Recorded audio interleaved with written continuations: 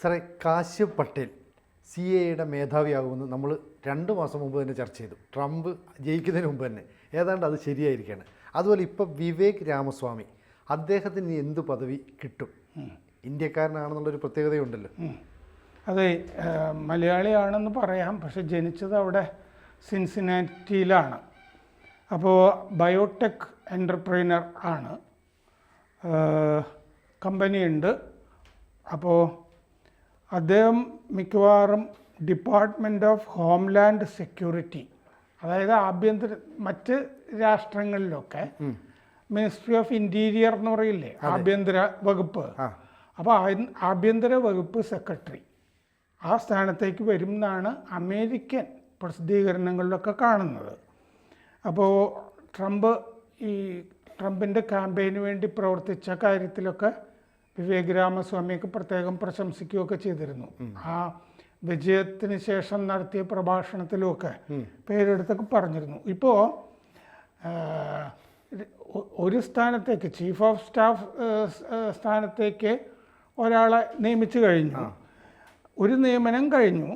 ഇനിയിപ്പോൾ 2 പേര് നിയമിക്കും, 2 പേര് ഈ ഭരണകൂടത്തിൽ ഉണ്ടാവും എന്ന് പറഞ്ഞ വാർത്തകൾ ഇപ്പോൾ തള്ളി.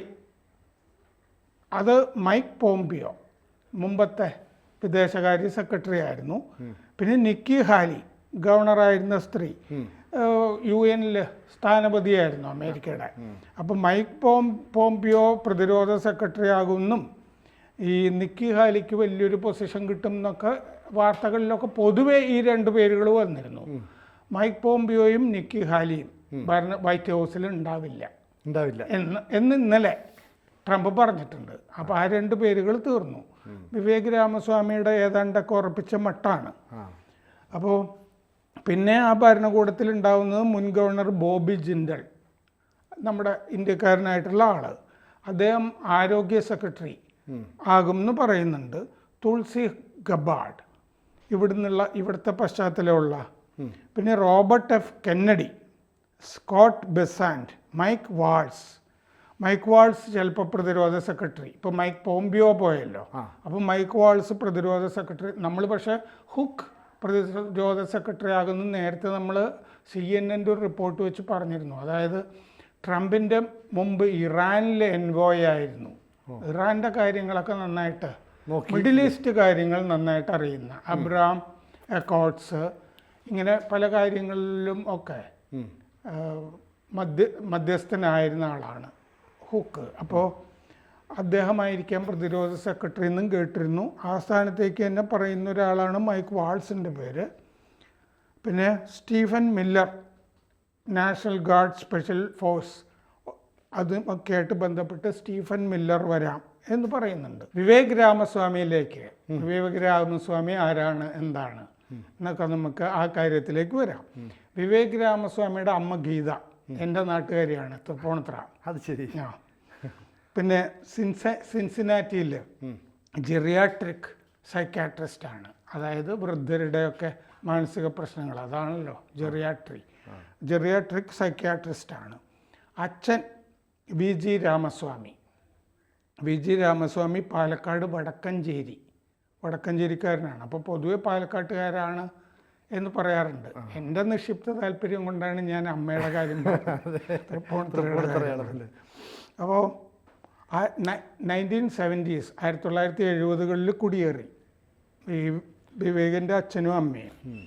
കൽപ്പാത്തിയിലെ അഡ്വക്കേറ്റ് VM പ്രസാദ് ബാബു എന്ന് പറഞ്ഞിട്ട് അവിടുത്തെ ഒരു പ്രധാനപ്പെട്ട ആളുണ്ട് കൽപ്പാത്തിയിലെ കാര്യങ്ങളൊക്കെ നോക്കിക്കൊണ്ടിരിക്കുന്നത്. ഈ പ്രസാദ് ബാബു ഇവരുടെ അടുത്ത ബന്ധുവാണ് കൽപ്പാത്തിയിൽ. ഒലവക്കോട് ചന്ദന ഭഗവതി ക്ഷേത്രം, അതാണ് കുലക്ഷേത്രം, കുടുംബക്ഷേത്രം എന്നൊക്കെ പറയുന്നത്. ഈ വിവേക് രാമസ്വാമിയുടെ അച്ഛൻ രാമസ്വാമി പാലക്കാട് വിക്ടോറിയ കോളേജിൽ പഠിച്ചു. അത് കഴിഞ്ഞ് കോഴിക്കോട് RECയിൽ നിന്ന് എൻജിനീയറിങ് പാസ്സായിരുന്നു. അപ്പോൾ എൻജിനീയറാണ്. വിവേക് രാമസ്വാമിക്ക് ഇപ്പോൾ 39 വയസ്സ് ആണ്. റോയ് വാൻഡ് സയൻസസ് എന്ന് പറഞ്ഞ ഫാർമസ്യൂട്ടിക്കൽ ബയോടെക് കമ്പനി ഉണ്ട്. 2014 തുടങ്ങിയതാണത്. കഴിഞ്ഞ കൊല്ലം പ്രസിഡന്റ് സ്ഥാനാർത്ഥിത്വമൊക്കെ പ്രഖ്യാപിച്ചിട്ട് ആണ് വിവേക് രാമസ്വാമി ഇവിടെയൊക്കെ അറിയപ്പെടുന്നത്. പക്ഷേ ജനുവരിയിൽ ആ പരിപാടി നിർത്തി. 4-ാം സ്ഥാനത്തുമൊക്കെ പോയി, അയോവയിൽ 4-ാം സ്ഥാനത്തേക്ക് പോയപ്പോൾ പിന്നെ അങ്ങനെയില്ല. ട്രംപിൻ്റെ ക്യാമ്പയിൻ്റെ ഭാഗമായിട്ട് ചെയ്തത്. സിൻസിനാറ്റിയിൽ ജനിച്ചു, ഹാർവാർഡിൽ പഠിച്ചു, ബയോളജിയാണ് പഠിച്ചത്, ബിരുദം ബയോളജിയിലാണ്. അത് കഴിഞ്ഞ് എയിൽ ലോ സ്കൂളിൽ പഠിച്ചു. എയിൽ ലോ സ്കൂളിൽ JD വാൻസ് ഇല്ലേ, ഇപ്പോൾ വൈസ് പ്രസിഡന്റ് ആകാൻ പോകുന്ന ആൾ, JD വാൻസ് അവിടെ കൂട്ടുകാരനായിരുന്നു. എയിൽ ലോ സ്കൂളിൽ ഒരുമിച്ച് പഠിച്ചാണ് അവർ ഒരേ കാലത്തുമൊക്കെ. അത് കഴിഞ്ഞ് ആ സമയത്ത് തന്നെ ഈ ലോയ്ക്ക് പഠിക്കുമ്പോൾ തന്നെ ഈ ഹെഡ്ജ് ട്രേഡറായിരുന്നു. അതായത് ഈ ഓഹരി വ്യാപാരം, ധനകാര്യ സംഭവങ്ങൾ, ഏതാണ്ടൊരു അത്യാവശ്യം ധനികനായി ആ സമയത്ത്. ഈ ഫിനാൻസ് ധനകാര്യ രംഗങ്ങളിലൊക്കെ ഇൻവെസ്റ്റ് ചെയ്തും കച്ചവടം ചെയ്തുമൊക്കെ. അപ്പോൾ ആ സ്ട്രൈവ് അസറ്റ് മാനേജ്മെൻറ്റ് എന്ന് പറഞ്ഞിട്ടൊരു കമ്പനിയും ഒക്കെ ബന്ധപ്പെട്ടാണെന്ന് ഉണ്ടായിരുന്നത്. ഇപ്പോൾ ഫോബ്സ് കണക്കനുസരിച്ചിട്ട് $960 മില്യൺ ആസ്തിയുണ്ട് എന്ന് പറയുമ്പോൾ നമ്മുടെ 8100 കോടി രൂപ ആസ്തിയുണ്ട് ഇപ്പോൾ ഈ ചെറിയ പ്രായത്തിൽ. ഈ പഠിക്കുന്ന കാലത്ത് ഗോൾഡ്മാൻ സാക്സുമായിട്ട് ബന്ധപ്പെട്ടിട്ടാണ് ഈ ഓഹരി കച്ചവടങ്ങളിലൊക്കെ ഏർപ്പെട്ടിരുന്നത്. മുഴുവൻ പേര് വിവേക് ഗണപതി രാമസ്വാമി എന്നാണ്. അച്ഛൻ്റെ മുഴുവൻ പേര് ഗണപതി രാമസ്വാമി എന്നുള്ളതായിരുന്നു. അദ്ദേഹത്തിന് ഈ എൻജിനീയറിങ്ങിന് പുറമെ പേറ്റൻ്റ് അറ്റോർണി ആയിട്ട് അവിടെ ജോലി ചെയ്തിരുന്നു. ഇവിടുന്ന് കുടിയേറിപ്പോയിട്ട് ജനറൽ ഇലക്ട്രിക്കിൽ പേറ്റൻ്റ് അറ്റോർണി ആയിട്ട് ജോലി ചെയ്തിരുന്നു ഈ അച്ഛൻ രാമസ്വാമി. ഗീത പഠിച്ചത് അമ്മ മൈസൂർ മെഡിക്കൽ കോളേജിലാണ് പഠിച്ചത്. ഈ പഠിക്കുന്ന കാലത്തുമൊക്കെ ഡെയ്റ്റനിലെ ഹിന്ദു ക്ഷേത്രത്തിൽ സ്ഥിരമായിട്ട് ഈ വിവേക് പോകുമായിരുന്നു. ടെന്നീസ് ഒരു ചാമ്പ്യനും ഒക്കെ ആയിരുന്നു കോളേജിലൊക്കെ പഠിക്കുമ്പോൾ. എയിൽ പഠിക്കുമ്പോൾ $15 മില്യൺ തന്നെ ഉണ്ടാക്കിയിരുന്നു പഠിക്കുന്ന കാലത്ത് തന്നെ, ആ ഓഹരി കച്ചവടമൊക്കെ ആയിട്ട് ബന്ധപ്പെട്ടിട്ട്. പിന്നെ ക്യാമ്പസിൽ ഈ ജൂതന്മാരുടെ ഒരു ബൗദ്ധിക സംഘം ഉണ്ട്, ഷബ്തായ് എന്ന് പറഞ്ഞിട്ട്. ആ സംഘമൊക്കെ ആയിട്ട് ബന്ധപ്പെട്ടൊക്കെ പ്രവർത്തിച്ചിരുന്നു. പ്രസംഗം തുടങ്ങിയ ഏർപ്പാടുകളൊക്കെ ആയിട്ടുണ്ടായിരുന്നു. ഈ റോയ് വാൻഡ് സബ്സിഡിയറിയുടെ ഒരു സംഭവം എന്താണെന്ന് വെച്ചാൽ, ഇങ്ങേരുടെ കമ്പനി അതിന് ആക്സോ വാൻഡ് എന്ന് പറഞ്ഞിട്ടൊരു സബ്സിഡിയറി റോയ് വാൻഡിന് ഉണ്ടാക്കിയിരുന്നു. ആക്സോ വാൻഡ് സബ്സിഡിയറി ഇപ്പം ഇല്ല, അത് നിന്നതിൻ്റെ കഥ ഞാൻ പറയുന്നത്. ആക്സോ വാൻഡ് അൾഷൈമേഴ്സ് ഇല്ലേ, മറവി രോഗം, അതിന് വേണ്ടിയിട്ട് പിന്നെ ഗ്ലാക്സോ സ്മിത്ത് ക്ലീൻ എന്ന് പറഞ്ഞിട്ട് വലിയൊരു ഫാർമസ്യൂട്ടിക്കൽ കമ്പനി ഉണ്ടല്ലോ, ലോകത്തിലെ തന്നെ ഏറ്റവും വലിയ ഗ്ലാക്സോ സ്മിത്ത് ക്ലീൻ, അവർ എൻഡർപിർഡീൻ എന്ന് പറഞ്ഞിട്ടൊരു മരുന്ന് ടെസ്റ്റ് ചെയ്യുന്നുണ്ടായിരുന്നു ഈ അൾഷൈമേഴ്സിന്. അത് 4 ടെസ്റ്റും പൊളിഞ്ഞുപോയി അവരുടെ. അപ്പോൾ ഈ വിവേക് രാമസ്വാമി ചിലപ്പോൾ ശരിയാകുമായിരിക്കും എന്നൊക്കെ വിചാരിച്ചിട്ട് അത് $5 മില്യൺ, വളരെ ചെറിയ തുകയാണ് ഈ ഫാർമസ്യൂട്ടിക്കൽ രംഗത്തൊക്കെ, $5 മില്യൺ കൊടുത്തിട്ട് ഈ പൊളിഞ്ഞുപോയ എൻഡർപെർഡീൻ അൽഷൈമേഴ്സിന് അവരൊരു ഡ്രഗ് ഉണ്ടാക്കുന്നുണ്ടായിരുന്നല്ലോ, അത് വാങ്ങിച്ചു. ആ മരുന്ന് അത് ശരിയാക്കി എടുക്കാം എന്ന് വിചാരിച്ചിട്ടാണ്. പക്ഷേ അത് വിവേക് രാമസ്വാമി വിചാരിച്ചിട്ടും ശരിയായില്ലത്, പൊളിഞ്ഞുപോയി. പക്ഷേ ഈ അൽഷൈമേഴ്സിന് ഇത് ടെസ്റ്റൊക്കെ നടത്തുന്നുണ്ട് എന്നൊക്കെ പറഞ്ഞിട്ട് പരസ്യമൊക്കെ ചെയ്തിട്ട് 8 ജീവനക്കാരാണ് ഉണ്ടായിരുന്നത്. ABCയിലുള്ള അത്രയും ജീവനക്കാർ പോലും ഉണ്ടായിരുന്നില്ല. അപ്പോൾ ഇതിൻ്റെ IPO ഉണ്ടല്ലോ, മറ്റേ ഷെയർ മാർക്കറ്റിൽ പൊതുവായിട്ട് വിൽക്കുന്ന പരിപാടി, IPO ഇറക്കിയിട്ട് $315 മില്യൺ മറ്റേ സമാഹരിച്ചു. അത് ശരി. എന്ന് പറഞ്ഞാൽ ഇങ്ങനൊരു ഡ്രഗ് വരാൻ പോവാണല്ലോ, അപ്പോൾ പുതിയ കമ്പനിയാണെങ്കിലും ആളുകൾ ഭയങ്കരമായിട്ട് ഇൻവെസ്റ്റ് ചെയ്തു, എല്ലാവർക്കും പണക്കാരാകണ്ടേ.